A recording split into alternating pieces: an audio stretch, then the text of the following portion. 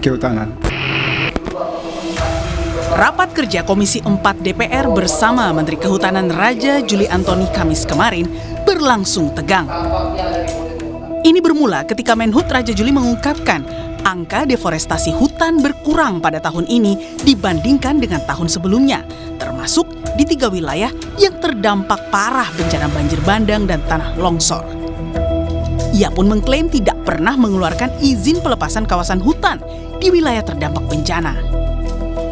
Deforestasi Indonesia hingga bulan September menurun sebesar 49.700 hektar jika dibandingkan tahun 2024. Penurunan deforestasi tersebut juga teridentifikasi pada 3 provinsi terdampak banjir.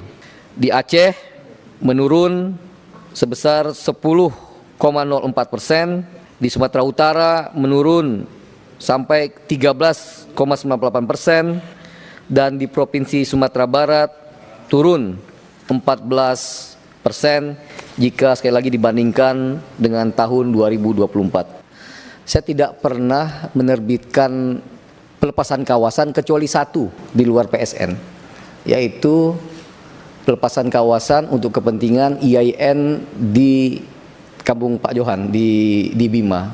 Di 3 provinsi terdampak 1 jengkal pun saya tidak pernah melakukan pelepasan kawasan di tempat tersebut.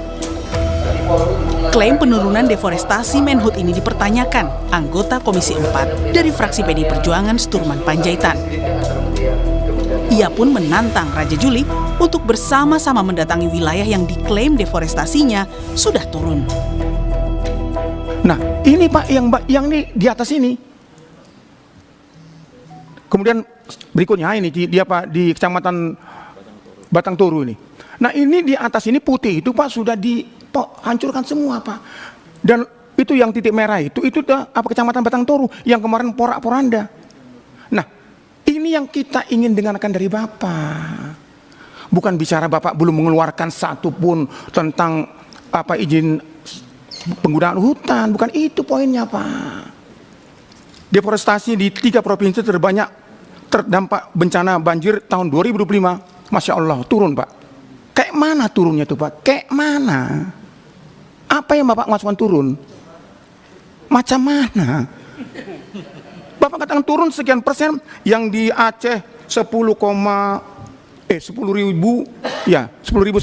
hektar, yang di Sumatera Utara 6.142, yang warna hijau itu Sumatera Barat 5.000 sekian. Tapi Bapak ceritakan dulu di mana tempat itu Pak? Barang itu di mana? Tadi Pak Johan mengatakan jangan main angka-angka Pak. Menyedihkan ini main angka-angka. Bila perlu kita datang ke sana yang Bapak katakan sudah menurun itu. Kita datang ke sana.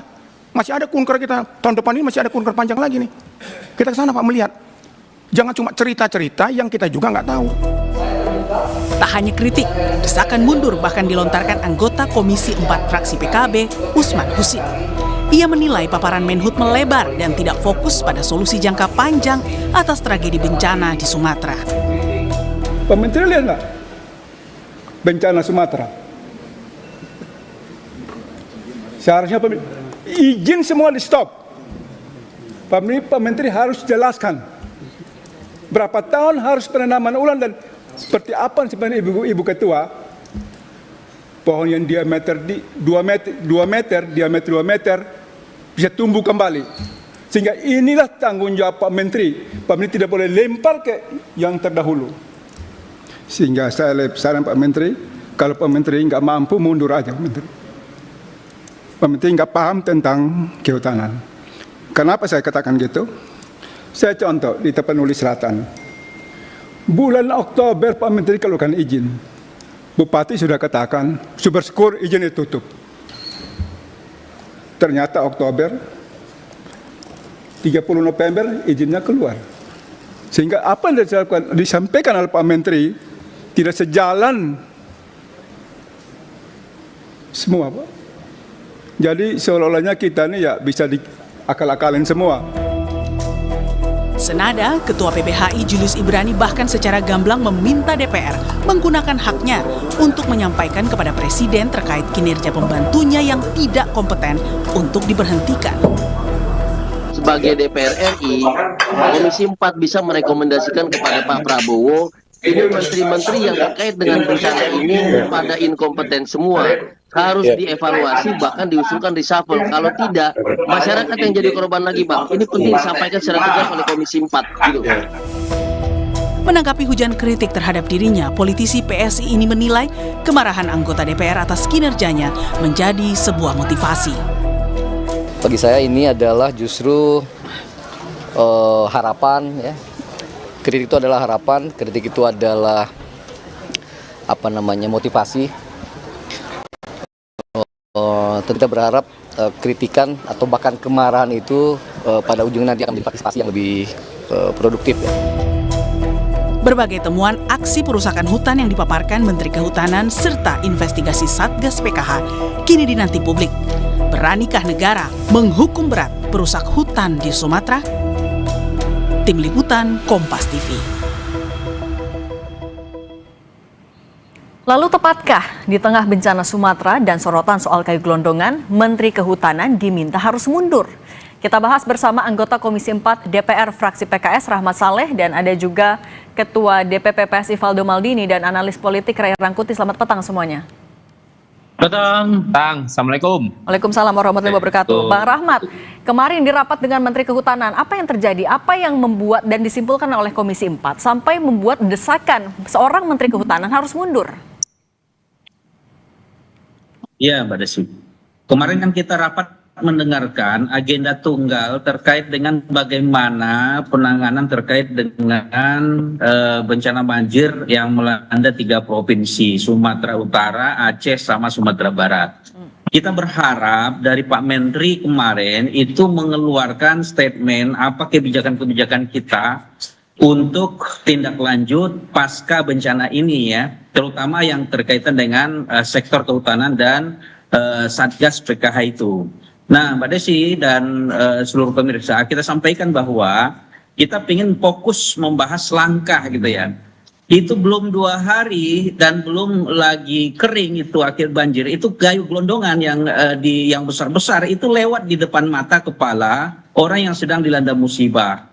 Kemudian para pembalak hutan yang notabene-nya itu diberikan hak deforestasi, perusahaan-perusahaan sawit gitu ya, itu kan sudah di depan mata. Satgas PKH itu sudah menyita itu ratusan ribu hektar, baik di Padang Lawas ada 47.000, kemudian di Agam ada sekitar 3.040 hektar. Itu kan mereka itu selama ini sudah mengambil manfaat di atas hutan yang di luar HGU mereka, sehingga ketika banjir seperti ini seolah-olah rakyat itu yang menderita, pemerintah dikasih beban, sementara orang yang menikmati selama ini yang menggunakan kawasan hutan sebagai ajang untuk mengeruk uang itu tidak ada perannya untuk pemulihan banjir ini gitu. Oke, artinya juga tidak melihat ada ketegasan dari Menhut, makanya diminta mundur ya? Iya, faktanya kan kayu gelondongan yang segar itu masih lewat truk pengangkutnya, itu di depan orang yang sedang ditimpa bencana. Ini berarti Pak Menhut kita anggap tidak bisa melakukan apa-apa di tengah bencana, terutama pasca bencana yang terkait dengan wewenangnya gitu. Nah, oke, maka kalau kita gitu, kemarin sebenarnya meminta itu. Oke, dinilai tidak kompeten sama Komisi 4. Berikan data penurunan ini, penurunan itu. Oke, kita tanya ke Mas Faldo. Mas Faldo, dinilai tidak kompeten sama mitranya di DPR. PSI menanggapinya gimana? Tapi ditahan dulu, kita jawab, kita bahas lagi di Kompas Petang usai jeda.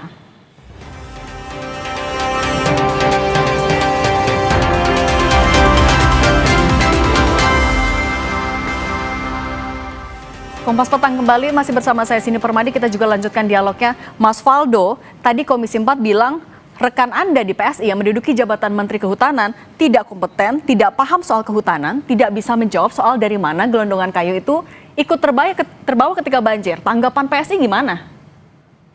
Iya, Mbak Cindy. Pertama-tama izinkan saya menyampaikan duka yang mendalam ya Mbak untuk seluruh korban di Aceh, Sumut, dan Sumatera Barat. Mari hari ini kita fokus sama-sama memastikan kehadiran negara dan memperbaiki keadaan, karena saatnya kita butuh kepala dingin bukan kepala panas. Itu yang pertama.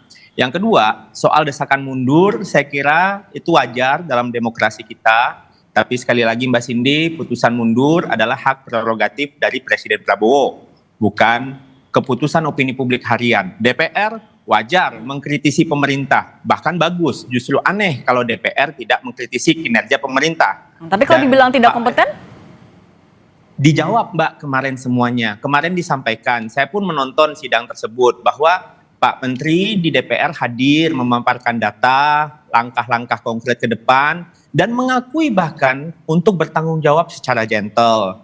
Ini kan kami kira menunjukkan kualitas kepemimpinan yang terbuka dan jujur. Ada data yang dipaparkan terkait daerah aliran sungai.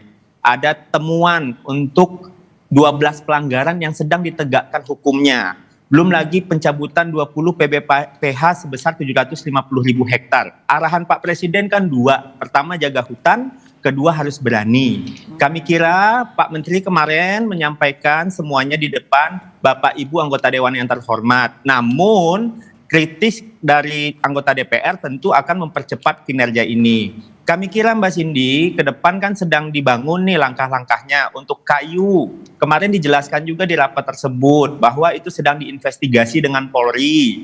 Menhub juga tidak menyalahkan masa lalu loh Mbak Cindy, bahwa ini harus kita perbaiki. Nah, narasi-narasi ini kami kira perlu kita dukung, karena kan kalau nyalah-nyalahin Mbak, itu nggak akan bisa nanam pohon atau bahkan menghentikan banjir. Jadi kami kira penegakan hukum sedang berjalan, investigasi material kayu juga ditangani bersama Polri, reboisasi harus dilakukan, dan penting Mbak, kemarin Pak Menhub menyampaikan, tolong di backup dengan regulasi sama DPR, karena kan tumpang tindih aturan, ada dinas provinsi yang kehutanan, sedangkan tapaknya itu di kabupaten kota. Nah ini yang kami kira perlu sama-sama kita kawal ke depan. Jadi di saat bencana seperti ini, kita butuh bukan siapa yang harus mundur, tapi siapa yang harus maju Mbak Cindy. Biarkan Pak Menteri bekerja, Presiden yang memutuskan. Tugas kita mengawal dengan hati yang dingin, kepala yang jernih, kira-kira begitu. Nah itu kok menunggu Presiden, kalau Bang Rey melihatnya, oke 20 perusahaan akan dicabut izinnya, tapi nunggu restu Presiden dulu. Ini kayak melempar tanggung jawabnya ke Presiden, melepaskan itu ke Presiden, atau apalagi Anda baca? Bang Rey? Masih di mute? Mute Bang. Iya, tentu ada unsur itu. Tetapi memang apa namanya itu ya, saya kira permintaan mundur itu juga serba tanggung itu. Tanggungnya kenapa? Yang tidak ada sejarah di Indonesia ini pejabat negara mau mundur karena dianggap nggak becus. Karena ukuran suksesnya itu bukan standar orang, standar mereka. Kan mereka sendiri yang bisa mengukur bahwa mereka sukses atau gagal, bukan memakai standar orang gitu. Nah, oleh karena itu sulit berharap para pejabat negara akan mundur, bahkan bukan karena kasus ini saja, aja karena kasus yang lebih berat dari ini pun belum tentu ada orang yang mau mundur. Yang ada adalah pejabat-pejabat negara yang minta tambahan kewenangan, yang minta tambahan jabatan. Ada Menteri Pemuda sekaligus Ketua PSSI gitu. Antara menteri itu sekaligus ini, ada Kapolri sekaligus Dewan Penasihat tapi Bang Rey, tapi kalau tadi saya sebut tanggung itu karena kultur kita nggak ada orang mau mundur dari jabatan, oleh karena itu harus diminta langsung ke atasannya. Siapa atasannya? Presiden. Nah, mestinya anggota DPR sekarang itu bersurat kepada Presiden meminta supaya ya yang dalam ini Menhub ya digantikan kalau dianggap oleh DPR dia tidak mampu. Tapi kan persoalannya ada di Presiden.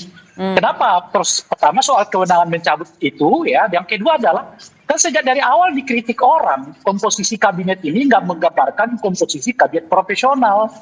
Orang-orang yang profesional di bidangnya kan sejak dari awal itu dilakukan oleh orang gitu kan. Nah sekarang menua itu orang-orang yang dianggap sebetulnya nggak tepat duduk di posisinya masing-masing, tapi dipaksakan oleh Presiden. Nah sekarang ya, menurut saya ya mestinya harus diperluas. Ini saatnya Presiden ya mengevaluasi menteri-menteri yang nggak sesuai sebetulnya dengan bidangnya masing-masing. Evaluasi itu. Dan juga tadi sebenarnya Komisi 4 bisa aja, atau dari DPR bisa aja meminta Presiden untuk mengganti menterinya. Atau salah satu berarti Menteri Kehutanan kalau konteksnya ini. Bang Rahmat, Anda akan menggunakan kewenangan Anda di legislatif untuk melakukan itu? Kita kan kewenangan kita mengevaluasi ya Mbak Saidi ya. Atau sebagai dari parpol?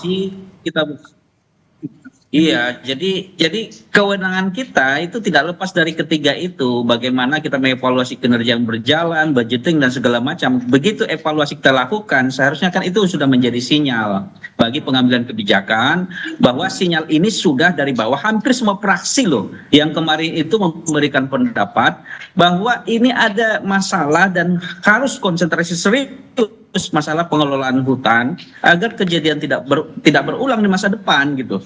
Nah, oleh karena itu fungsi-fungsi itulah yang kita lakukan.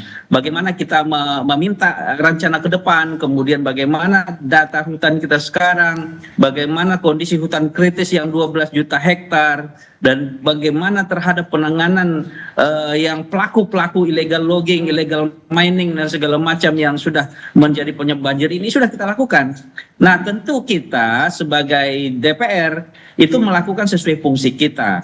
Nah, apakah yang punya kewenangan untuk melakukan penggantian segala macam itu kan tergantung presiden. Tapi tugas kita sudah kita lakukan, kita buka kepada publik bahwa kita itu miris, kemudian khawatir kalau seandainya langkah cepat tidak kita lakukan dalam memperbaiki kepentingan dalam pengelolaan. Oke, saya lanjutin dulu ke Mas Faldo. Mas Faldo, tadi katanya hampir semua fraksi loh setuju agar Menteri Kehutanan ini mundur. Ini kan Anda banyak yang satu koalisi juga. Ini gimana? Anda merasanya ini emang mulai tidak solid atau apa? Iya, memang kan tadi Bang Rey bilang di Indonesia tidak ada budaya pejabat kita mundur gitu. Kalau saya jawab dengan cara lain gitu, memang budaya itu memang dibangun lewat sistem, Mbak, bukan lewat dorongan emosional sesaat. Memang banyak di negara maju pejabat mundur bukan karena desakan publik aja, tapi mekanisme hukumnya ada, audit menyeluruh ada, investigasi objektif juga ada. Jadi jangan terbalik, tata kelolanya dulu. Ya, jadi jangan lupa juga bahwa kemarin di DPR itu juga Pak Menteri juga menyampaikan bahwa butuh juga nih dibantu via DPR soal revisi Undang-Undang Tata Kelola Pengembangan Hutan. Karena kan sekarang tumpang tindih, polisi hutan kita juga kurang, bahkan ada juga otonomi daerah juga yang terkait. Belum lagi kita bicara soal adanya moratorium yang sudah akan diwujudkan oleh Kemenhub dan didukung oleh DPR. Jadi kami kira penganggaran pun juga jadi isu kemarin yang dibahas di DPR. Jadi kami kira balik lagi ke soal mundur. Ini bukan urusan tepuk tangan publik, Mbak Cindy, tapi bagian dari prinsip akuntabilitas yang melekat kepada Pak Presiden sebagai pemegang prerogatif.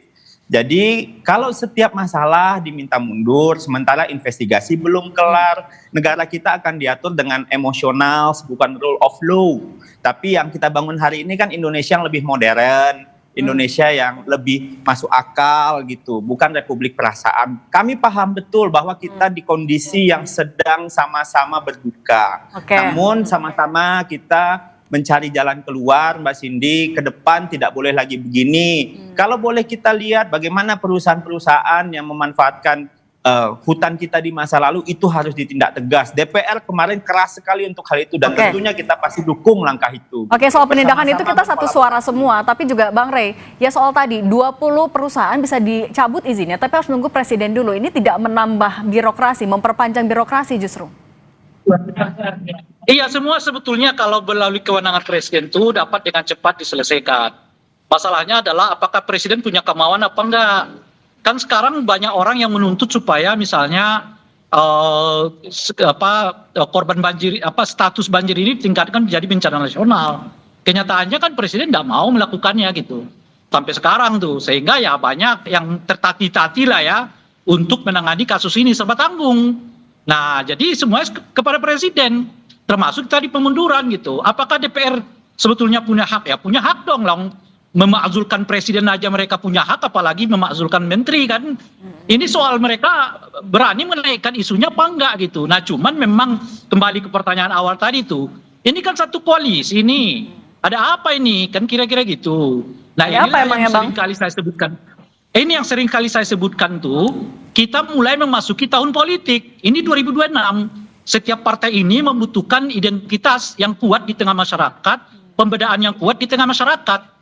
Jadi oleh karena itu mungkin mereka akan saling mulai nih, saya beda sama PSI, saya beda sama PKB dan sebagainya gitu. Ini kan kalau kita lihat sekarang, PSI udah mulai kritik-kritikan sama ke PKB.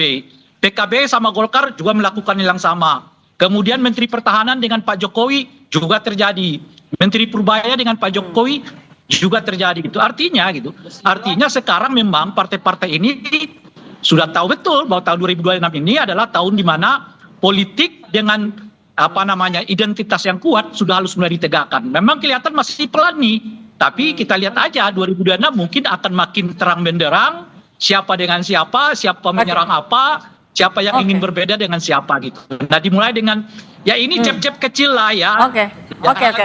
Jeb tipis-tipis lah itu dulu ya kan.